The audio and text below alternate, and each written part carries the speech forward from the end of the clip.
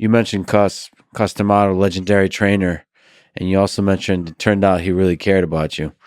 In the book, you write about a testimony he gave. I was hoping I could read it because it speaks to your character, it speaks to his. It's just powerful. The testimony goes, Your Honor, I realize you might not know much about me, but I've spent my whole life developing young men. As a boxing manager, I trained 2 world champions, heavyweight champion Floyd Patterson and light heavyweight champion Jose Torres. I've also helped a lot of other young boys straighten out their lives and build character. I know things about Teddy Atlas this court doesn't know, things you won't find on his arrest record. This boy has character. He has loyalty. He'll hurt himself before he'll let down a friend. These qualities are rare, and they shouldn't be lost.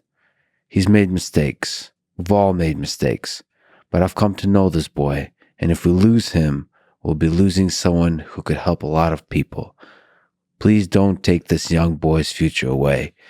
He could be someone special. Let's not lose him. Please. Those are powerful words from a powerful man. What have you learned about life from Mr. Customato?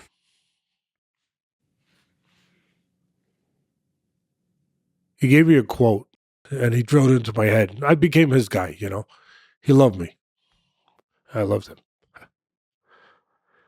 He said to me, Teddy, no matter what a man says, is what he does in the end that he intended to do all along. That's what I learned from Cuz. The rest of it is BS. And a lot of people say things. You just have to give them a minute to let them show you eventually what they really meant by it. I also learned from him that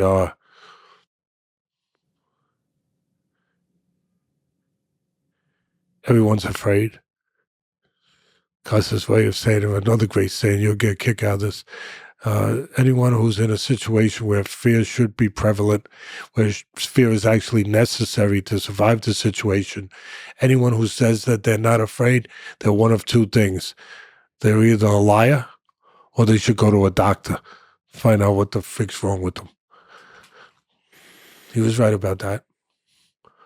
You know, we live in a taboo society where that word, to a certain extent, is taboo because it invokes weakness.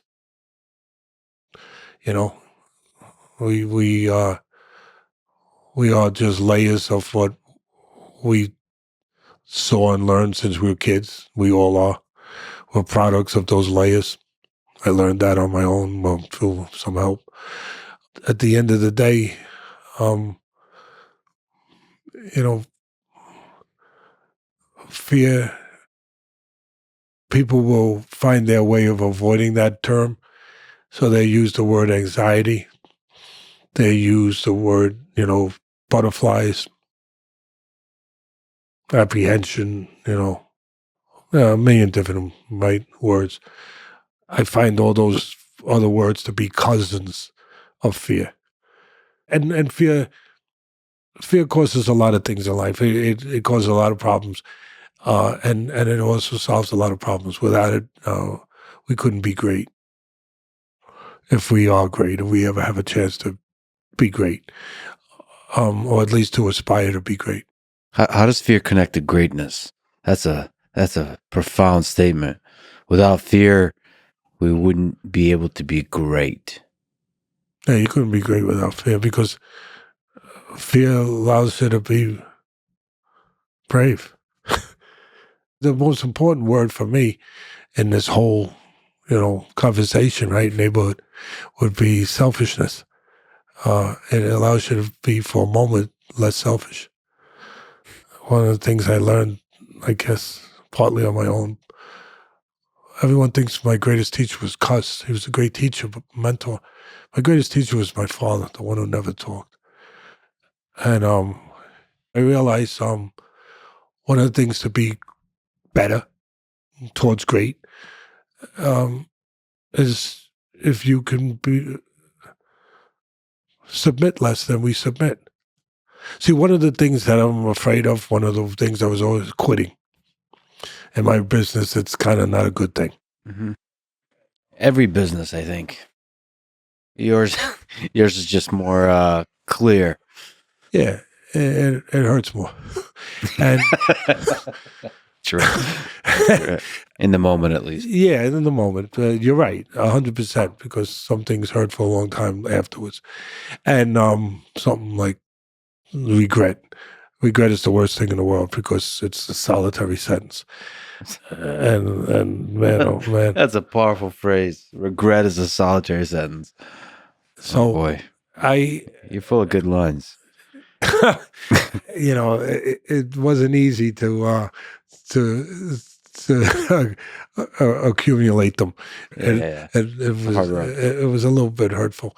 But so submit less, because we submit every day. And if we can get to a place where we submit or compromise ourselves less, we'll get to a better place. Again, one of the words for me that attaches to things that wind up hurting you in life and have hurt me in life. One of those boogeymen words is the word of convenience.